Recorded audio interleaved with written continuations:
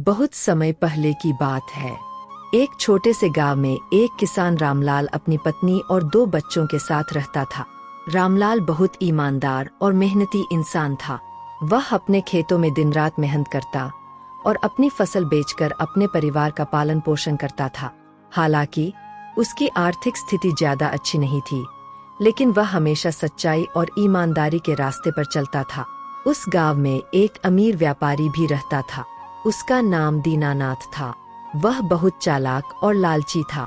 वह हमेशा अपने फायदे के लिए दूसरों का नुकसान करता था। गांव के गरीब किसान अक्सर उसके कर्ज के जाल में फंस जाते और अपनी जमीन या जानवर उसे देने पर मजबूर हो जाते। रामलाल ने कभी दीनानाथ से कर्ज नहीं लिया था, क्योंकि वह जानता था कि ऐसा करना मुसीबत को बुलाने जैसा है। एक साल रामलाल के गांव में बारिश नहीं हुई।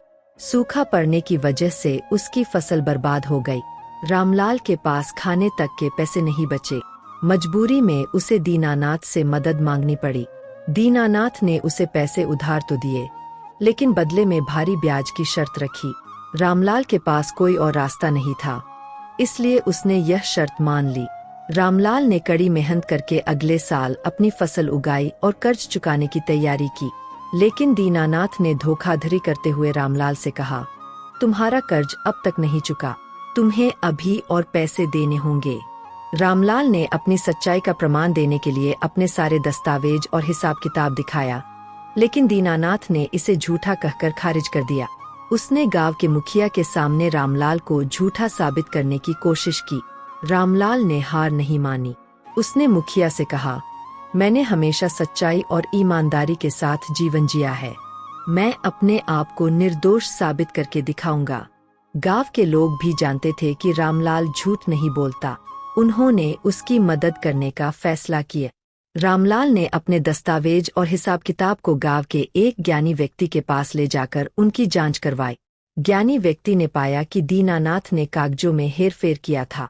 उन्होंने इस सच्चाई को सबके सामने उजागर किया। जब गांव की पंचायत बैठी, तो दीनानाथ की चालाकी का सच सामने आ गया। पंचायत ने दीनानाथ को कड़ी सजा दी और रामलाल को न्याय दिलाया। इस घटना के बाद गांव के लोग रामलाल की ईमानदारी की तारीफ करने लगे। रामलाल ने अपनी मेहनत और सच्चाई से न केवल अपना कर्ज चुकाया, बल्कि पूरे गांव के लिए एक उदाहरण पेश किया कि सच्चाई हमेशा जीतती है।